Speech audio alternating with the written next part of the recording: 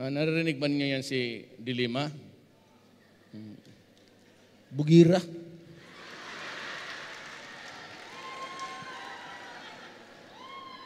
Inimbestigahan niya ako, sabi niya, paek-ek yan eh. Mr. Mayor, this body is here that you had a threat and a certain Mendoza. And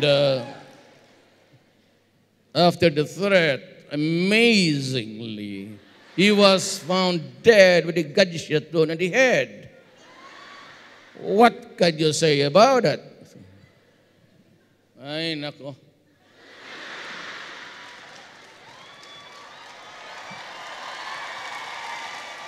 Ito si Dilima, malaala ko ito, dating kami sa Davao 1949. Kukunti lang yung lupa kasi kumpayan yung Davao, parang marshland, pagat-patan halos. Yan Davao is a product of, yung, ano yan, pag magbahay ka, dagdagan mo ng sand and gravel. Ganon na sa Davao noon. May isa kaming kapitbahay na malaking babae. Malaala ko si Dilima minsan pag she's oppressing me. Maglaro kami doon small land. Kasi tubig na eh. Pag magbaba yung anak ng nurse, si Suset, laking babae. Pinag-uupa kami, pinagsuntok, pinapaalis kami kasi mag-skipping rope sila. Doon kami sa tabi, tubig na. Tapos minsan, lumaban talaga ako, sinipa niya ako dito sa, sakit. Kaya, magtakbo ako ng malayo, kasi malaking babae, ginaganon yung tainga na, sabihin ko sa kanya, Susit! Susit! Kunyari niya ako narinig, Susit! Tapos, lilingon sa akin, gano'n. Paglingon, sabihin ko agad sa kanya,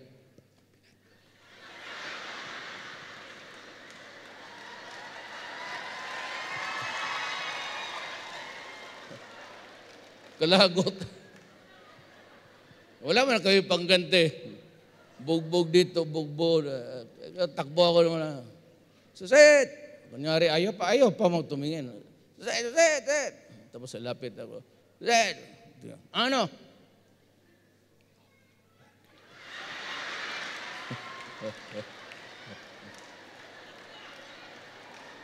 Kayo na ho mag-interpret ng ano sinasabi ko. Bahala na kayo.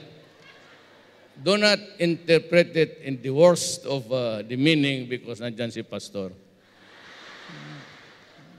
Total yun namang read my lips. Pwede namang, kumusta ka?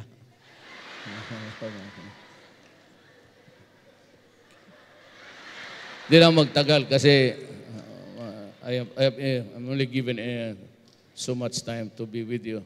I'd like to greet everybody. I hope everything's fine back home. And kung may problema kayo na, kasi karamihan dyan yung sa mga pulis, yung mga motor, ini-embargo, ganon. That's the usual problem. But anyway, whatever it is, just connect with pastor. And if I can help,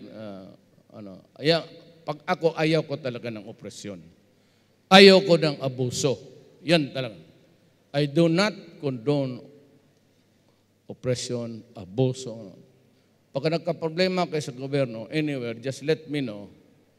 And in my own little way, kasi marami na rin akong kaibigan sa police, military, I can get connected with them and help you. Kung ano man yung problema ninyo, I know that it is not easy to uproot from your family to work here. Alam ko you're suffering. There's always that unbearable loneliness na. At saka you are always thinking of your daughter and son na pinapaaral mo.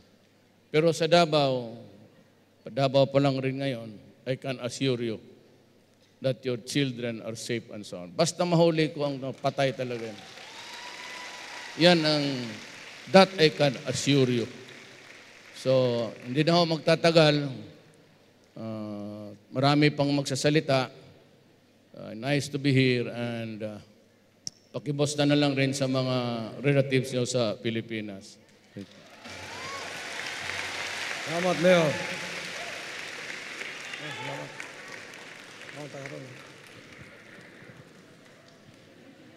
Everybody say, God bless Mayor Duterte.